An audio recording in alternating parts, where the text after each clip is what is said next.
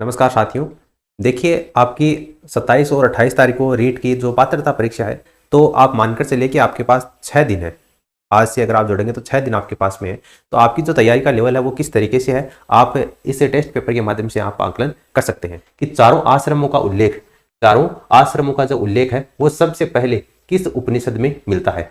चारों आश्रमों का उल्लेख सबसे पहले आपकी कौन सी उपनिषद में मिलता है? जाबालोपनिषद में मिलता है। ठीक है, चारों आश्रमों का उल्लेख पूछा है यहाँ पर, तो चारों आश्रमों का उल्लेख सबसे पहले जाबालोपनिषद में मिलता है। इसकी जो पीडीएफ है वो आपको हमारे टेलीग्राम चैनल के ऊपर मिल जाएगी।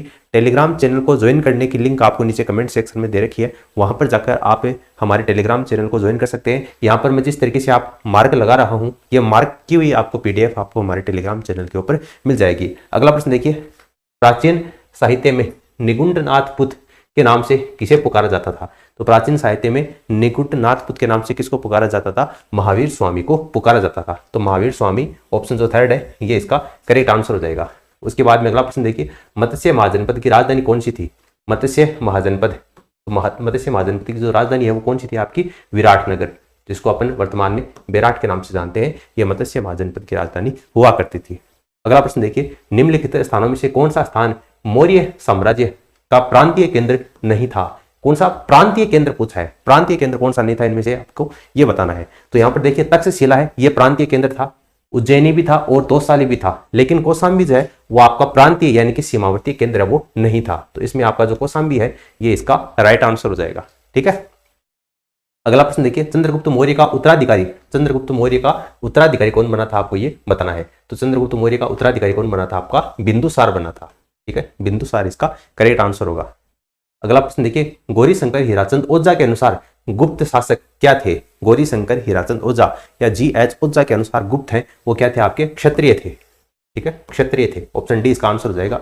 भारतीय मंदिर निर्माण में शिखर का सबसे पहले सर्वप्रथम प्रयोग है वो किस मंदिर में हुआ है ये आपको बताना है।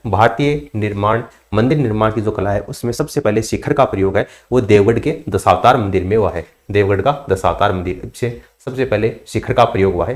ठीक है, ऑप्शन जो फर्स्ट है ये इसका आंसर हो जाएगा। अगला प्रश्न देखिए, हर्षवर्धन के समय प्रति 5वें वर्ष महामोक्ष परिषद का आयोजन किया जाता था। इस महामोक्ष परिषद का आयोजन कहां पर किया जाता था ये आपको बताना है। तो हर्ष के समय इस महामोक्ष परिषद का आयोजन प्रयाग में किया जाता था। अगला प्रश्न है, दीवाने आरिज ये जो विभाग है इसका निर्माता कौन था? दीवाने आरिज विभाग का गठन किसने किया था? तो बलबन के द्वारा इसका गठन किया गया था। ऑप्शन जो सी है ये इसका करेक्ट आंसर होगा। अगला प्रश्न देखिए, खानवा का युद्ध कब हुआ था? खानवा का युद्ध कब हुआ था? आपका 17 मार्च 1527 को हुआ था, तो 1527। ठीक है, इसमें ऑप्शन जो फर्स्ट है ये इसका करेक्ट आंसर हो जाएगा। ठीक है, 100 नंबर का जो प्रश्न है इसमें आपका ऑप्शन फर्स्ट होगा। बाबर और सांगा के बीच में खानवा का युद्ध हुआ था रूपवास भरतपुर में। अगला प्रश्न देखिए, शेर ए मैसूर के नाम से कौन प्रसिद्ध था? शेर ए मैसूर के नाम से किसको जाना जाता है? शेर ए मैसूर के नाम से, देखिए मैसूर है तो मैसूर का आप वैसे भी टीपू सुल्तान से संबंध वो जोड़ सकते हैं।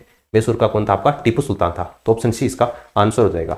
अगला प्रश्न देखिए, 1857 की क्रांति के दौरान जगदीशपुर में पूछा है, जगदीशपुर में कुंवर सिंह की मृत्यु के बाद में विद्रोह का नेतृत्व किसने किया था? कुंवर सिंह, आपको यह पता है कि जगदीशपुर में कुंवर सिंह ने कहा था, जिसको क्रांति का बुड्ढा शेर कहा जाता है। कुंवर सिंह की मृत्यु होने के बाद में किसने क्रांति का नेतृत्व किया था यहाँ पर यह आपको बताना है। देखिए 102 नंबर का जो प्रश्न है इसका जो राइट आंसर हो जाएगा वो अमर सिंह। ठीक है, कुंवर सिंह की मृत्यु के बाद में क्रांति का नेतृत्व जगदीशपुर में अमर सिंह ने किया था। अगला प्रश्न देखिए, रेतवाड़ी जो व्यवस्था है इसका जन्मदाता कौन है ये आपको बताना है। रेतवाड़ी व्यवस्था का जन्मदाता कौन है? तो थॉमस मुनरो और कैप्टन रीड और मुनरो ये आपके रेतवाड़ी व्यवस्था के जन्मदाता माने जाते हैं। स्वामी दयानंद सरस्वती को किसने सलाह दी कि वे अपने जो विचार हैं वो संस्कृत के स्थान पर जनसाधारण की भाषा में दे? क्योंकि पहले स्वामी दयानंद सरस्वती अपने जो उपदेश है वो संस्कृत भाषा में देते थे, तो उनको ये सलाह किसने दी कि अगर आप जनसाधारण की भाषा में ये उपदेश देंगे तो वो जनसामान्य को आसानी से समझ में आएंगे। तो ये किसने कहा था आपको ये बताना है। तो केशव चंद्र सेन के द्वारा दयानंद सरस्वती को इस सलाह दी गई थी। तो केशव चंद्र सेन इसका आंसर हो जाएगा। अगला प्रश्न देखिए, poverty and un British rule in India ये जो लेख है इसके लेखक कौन है ये आपको बताना है। तो इसमें देखिए Dadabhai Naoroji, poverty and un British rule in India के लेखक कौन है? दादा भाई नौरोजी। सामान्यतः जो प्रधानमंत्री होता है वो क्या होता है? लोकसभा में जो बहुमत दल है उसका नेता होता है कौन? आपका प्रधानमंत्री। वर्तमान में कौन आपके श्री नरेंद्र मोदी हैं, तो वो लोकसभा में बहुमत दल के नेता के रूप में। ठीक है, ऑप्शन सेकंड इसका आंसर होगा। अगला प्रश्न देखिए, राष्ट्रपति के विरुद्ध महाभियोग कौन ला सकता है? राष्ट्रपति के विरुद्ध महाभियोग कौन ला सकता है, ये आपको बताना है। तो यहाँ पर देखिए, संसद का कोई भी सदन लोकसभा में भी आ सकता है और राज्यसभा में भी आ सकता है। राष्ट्रपति के ऊपर महाभियोग है, उसकी पहल लोकसभा और राज्यसभा दोनों में से किसी भी सदन में हो सकती है। तो संसद का कोई भी सदन इसका राइट आंसर हो जाएगा। अगला प्रश्न देखिए, लोकसभा के सदस्यों की निर्योग्यता यानी कि अयोग्यता से संबंधित जो प्रश्न है उसका निर्णय कौन करता है? ये प्रश्न है वो लोकसभा के सदस्यों की अयोग्यता को निर्धारित करता है या नहीं करता है, ये निर्णय कौन करता है? तो लोकसभा के सदस्यों की बात हो रही है, इसका मतलब लोकसभा अध्यक्ष इसको डिसाइड करने का कार्य करता है। तो ऑप्शन जो फर्स्ट है ये इसका आंसर हो जाएगा। अगला प्रश्न देखिए, भारत में प्रजातंत्र इस तथ्य पर आधारित है कि भारत में प्रजातंत्र इस तथ्य के ऊपर आधारित है। कौन से तथ्य के ऊपर आधारित है? कि जनता को सरकारों को चुनने तथा बदलने का अधिकार प्राप्त है।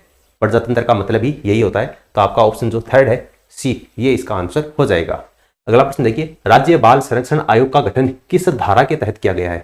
राज्य बाल संरक्षण आयोग का गठन किस धारा के तहत किया गया है? धारा 17 के तहत इसका गठन किया गया है। ऑप्शन जो फर्स्ट है ये इसका आंसर होगा। लिंग बोध का मुख्य आशय क्या है? मुख्य आशय लिंग बोध, लिंग बोध का अंतर क्या है ये आपको बताना है। तो सामाजिक मूल्य और जो रूढ़िवादी धारणाएं हैं उससे मतलब है लिंग बोध। ठीक है, तो 111 में आपका ऑप्शन सेकंड इसका आंसर हो जाएगा। निम्नलिखित अनुच्छेद, आपको अनुच्छेद दे रखे हैं, निम्नलिखित अनुच्छेदों में से किस एक को डॉक्टर भीमराव अंबेडकर के द्वारा संविधान का हृदय और आत्मा कहा गया है? संविधान का हृदय और आत्मा किस अनुच्छेद को कहा है? तो अनुच्छेद 32 को डॉक्टर भीमराव अंबेडकर के द्वारा संविधान का हृदय और आत्मा कहा गया है। ठीक है, अगला प्रश्न देखिए, मौलिक अधिकार, मौलिक अधिकारों के बारे में आपको बताना है इनमें से कौन सा कथन है वो सही है। तो देखिए, मौलिक अधिकार जो है वो आपातकालीन स्थिति में निलंबित किए जा सकते हैं। जब आपातकाल की स्थिति होती है उस समय मौलिक अधिकार है वो आपके निलंबित किए जा सकते हैं। तो आपका ऑप्शन जो फोर्थ है ये इसका आंसर हो जाएगा। अगला प्रश्न देखिए, पूर्वी तथा मध्य हिमालय की तलहटी से 1500 मीटर की ऊंचाई तक किस प्रकार के वन पाए जाते हैं? पूर्व और जो मध्य हिमालय की तलहटी है वहां से 1500 मीटर की ऊंचाई के ऊपर किस प्रकार के वन मुख्य रूप से पाए जाते हैं? तो ये उष्ण कटिबंधीय सदाबहार पर्णपाती वन है, ये पाए जाते हैं। तो आपका जो ऑप्शन सेकंड होगा ये इसका करेक्ट आंसर होगा। अगला प्रश्न देखिए, गिर राष्ट्रीय उद्यान, गिर राष्ट्रीय उद्यान जो कि एशियाई शेर के लिए जाना जाता है, आपको बताना है गिर राष्ट्रीय उद्यान कहां पर स्थित है। तो गिर कहां पर आपका गुजरात में है, बिल्कुल गिर राष्ट्रीय उद्यान कहां पर आपका गुजरात में है। तो 115 में आपका ऑप्शन जो सेकंड है ये इसका करेक्ट आंसर हो जाएगा। महान सीमा भ्रंश पृथक करता है, महान सीमा भ्रंश इसको किससे अलग करने का कार्य करता है? महान सीमा भ्रंश, तो ये आपके शिवालिक हिमालय को लघु हिमालय से अलग करने का कार्य करता है महान सीमा भ्रंश। तो आपका ऑप्शन फर्स्ट इसका आंसर हो जाएगा। विश्व पर्यावरण दिवस 5 जून को किसकी वर्षगांठ से संबंधित है? विश्व पर्यावरण दिवस कब मनाया जाता है? 5 जून को मनाया जाता है। किसकी वर्षगांठ से संबंधित है? तो ये मानवीय पर्यावरण पर स्टॉकहोम कॉन्फ्रेंस हुई थी 1972 में, 1972 में। तो इसकी वर्षगांठ के उपलक्ष्य में ये बनाया जाता है। तो आपका इसमें ऑप्शन जो फर्स्ट है ये इसका करेक्ट आंसर हो जाएगा। सबसे ज्यादा प्रयोग किस खनिज का किया जाता है? लोहा इस्पात उद्योग में सबसे ज्यादा जो प्रयोग है वो अपन मैग्नीज धातु का करते हैं। तो मैग्नीज खनिज इसका करेक्ट आंसर हो जाएगा। भारत के में सबसे कम जनसंख्या वाला राज्य कौन सा है? सबसे कम जनसंख्या वाला राज्य पूछा है भारत में, तो ये कौन सा है आपका? सिक्किम है। सिक्किम की जो जनसंख्या है वो सबसे कम है। तो ऑप्शन फर्स्ट यहाँ पर इसका करेक्ट आंसर हो जाएगा। रसायन क्षेत्र में प्रत्यक्ष जो विदेशी निवेश है वो किया गया है। रसायन क्षेत्र में प्रत्यक्ष विदेशी निवेश कितना किया गया है? तो ये आपका 100%। ठीक है, 100% इसका करेक्ट आंसर होगा। नकदी फसल में सम्मिलित नहीं है, इनमें से कौन सा है जो कि नकदी फसल में सम्मिलित नहीं है? जूट, गेहूं, कपास और गन्ना। तो ओबेसी बात है, नकदी फसल कौन सी फसलें होती हैं जिनको बेचकर रोकड़ा कमाया जाता है? अब आपको ये रोकड़ा तो सभी से कमाया जाता है, लेकिन यहाँ पर देखिए जो गेहूं है वो आपकी खाद्यान्न श्रेणी में आती है। जूट का आप खाते नहीं है, कपास को खाते नहीं है। ठीक है, गेहूं जो है वो आपकी खाद्यान्न फसलों में आती है। अब आप कहेंगे कि जो गन्ना होता है उसका भी तो जूस निकाल कर पीते हैं, लेकिन ये भी आपकी खाद्यान्न फसलों में शामिल नहीं होती है। ये गेहूं जो है वो आपकी खाद्यान्न फसल है, बाकी सभी आपकी नकदी फसलें हैं। तो यहाँ पर ऑप्शन सेकंड इसका करेक्ट आंसर हो जाएगा। किस प्रकार की मिट्टी में कार्बनिक पदार्थों की जो अधिकता है वो होती है? कार्बनिक पदार्थों की अधिकता किस प्रकार की मिट्टी में पाई जाती है? तो काली मिट्टी में, काली मिट्टी में, जो कि आपके राजस्थान में मुख्य रूप से कोटा जिले में और बूंदी जिले में, हाड़ौती जिलों में मुख्य रूप से काली मिट्टी पाई जाती है। कपास की खेती के लिए ये सर्वाधिक उपयुक्त होती है। आयुष्मान भारत प्रधानमंत्री जन आरोग्य योजना के अंतर्गत अस्पताल में भर्ती के लिए वंचित परिवारों के लिए कितने रुपए का स्वास्थ्य बीमा कवर प्रदान किया जाता है? आयुष्मान भारत प्रधानमंत्री जन आरोग्य योजना के तहत तो कितने रुपए का किया जाता है? 5 लाख रुपए का। ठीक है, ऑप्शन जो सी है ये इसका करेक्ट आंसर होगा। खनिजों के प्रमुख प्रकार है, खनिजों के प्रकार कौन से हैं? धात्विक खनिज और अधात्विक खनिज, और ए और बी दोनों। तो खनिजों के दोनों ही प्रकार हैं, धात्विक प्रकार के खनिज भी होते हैं और अधात्विक प्रकार के खनिज भी होते हैं। तो ऑप्शन सी इसका आंसर हो जाएगा। अगला प्रश्न देखिए, बांसवाड़ा का मानगढ़ धाम, बांसवाड़ा का जो मानगढ़ धाम है ये किससे संबंधित है? तो ये आपका भीलों से संबंधित है। तो ऑप्शन सेकंड इसका आंसर हो जाएगा। अगला प्रश्न देखिए, ब्रीचियस वस्त्र है, ब्रीचियस वस्त्र कौन सा है? ये आपका पुरुषों का कमर के नीचे का जो वस्त्र होता है, पुरुषों का कमर के नीचे का जो वस्त्र होता है उसको अपन ब्रीचियस के नाम से जानते हैं। तो ऑप्शन सेकंड इसका आंसर होगा। अगला प्रश्न देखिए, कवि और चित्रकार नागरीदास, नागरीदास के रूप में कौन प्रसिद्ध है? ये आपको बताना है। तो नागरीदास ये आपकी किशनगढ़ जो चित्रकला शैली है उससे संबंधित है। तो किशनगढ़ के शासक सावंत सिंह, इन्हीं को नागरीदास मतवाली के नाम से जाना जाता है। ऑप्शन सेकंड इसका आंसर होगा। दाबू प्रिंट किसके लिए प्रसिद्ध है? दाबू प्रिंट, दाबू प्रिंट के लिए कौन सा स्थान है ये प्रसिद्ध है? ये आपको बताना है। तो ये चित्तौड़गढ़ का जो छिपों का अकोला है ये दाबू प्रिंट के लिए जाना जाता है। दाबू प्रिंट है, जाजम प्रिंट है, आजम प्रिंट है, ये आपके छिपों का अकोला चित्तौड़गढ़ इसके लिए जाना जाता है। निम्न में से कौन सा अनुच्छेद विशेष रूप से मुख्यमंत्री के कार्यों से संबंधित है? मुख्यमंत्री के कार्यों से संबंधित अनुच्छेद पूछा है तो आपका अनुच्छेद 167। ठीक है, तो ऑप्शन आपका जो सी है ये इसका आंसर हो जाएगा। निम्नलिखित में से कौन सा लोक नृत्य गुर्जर समुदाय से संबंधित है? गुर्जर समुदाय से कौन सा है? तो आपका चरी नृत्य है, ये गुर्जर समुदाय से संबंधित है। तो 131 में आपका ऑप्शन जो डी है ये इसका आंसर हो जाएगा। गुड़ला त्योहार कब मनाया जाता है? गुड़ला त्योहार कब मनाया जाता है? तो चैत्र कृष्ण अष्टमी को, शीतलाष्टमी को आपका गुड़ला त्योहार है, ये जोधपुर में मारवाड़ में मुख्य रूप से मनाया जाता है। तो आपका ऑप्शन जो सी है ये इसका आंसर हो जाएगा। अगला प्रश्न देखिए, किस किले को जीतने के क्रम में अकबर को जयमल और फत्ताह के प्रबल प्रतिरोध का सामना करना पड़ा था? उसके बाद में जयमल और फत्ताह की वीरता से प्रभावित होकर अकबर ने आगरा के किले के मुख्य द्वार के ऊपर जयमल, मेड़तिया और फतेह सिंह सिसोदिया की मूर्तियां भी स्थापित करवाई थी।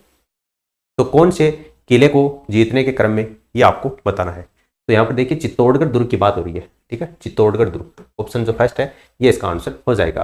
राजस्थान के दक्षिणी भाग में 250 से लेकर 450 मीटर की ऊंचाई के ऊपर सर्वाधिक संख्या में पाए जाने वाले जो वन है वो कौन से हैं? तो किस प्रकार के वन पाए जाते हैं? सागवान के वन पाए जाते हैं। दक्षिणी भाग में पूछा है आपका, तो सागवान के वन इसका राइट आंसर हो जाएगा।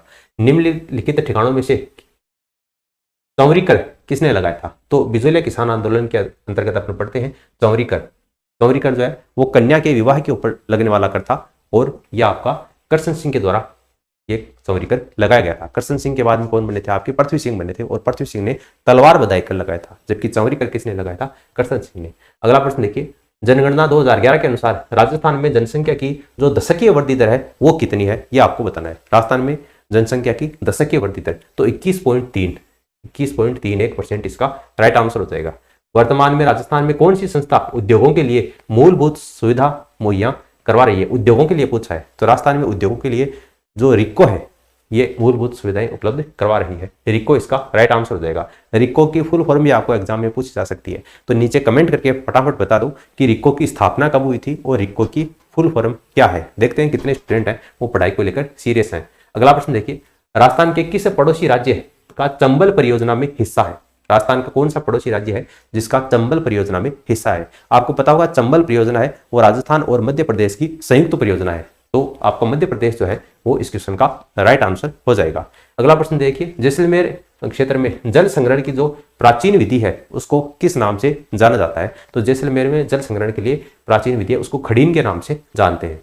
राजस्थान की सांबर झील को 5 नदियों से पानी मिलता है। सांबर झील को 5 नदियों से पानी मिलता है। निम्नलिखित में से कौन सी नदी उन 5 नदियों में से एक है? उन 5 नदियों में से एक कौन सी नदी है ये आपको बताना है। तो इनमें से देखिए समोद जो नदी आपको दे रखी है वो ऑप्शन जो सी है ये इसका करेक्ट आंसर हो जाएगा।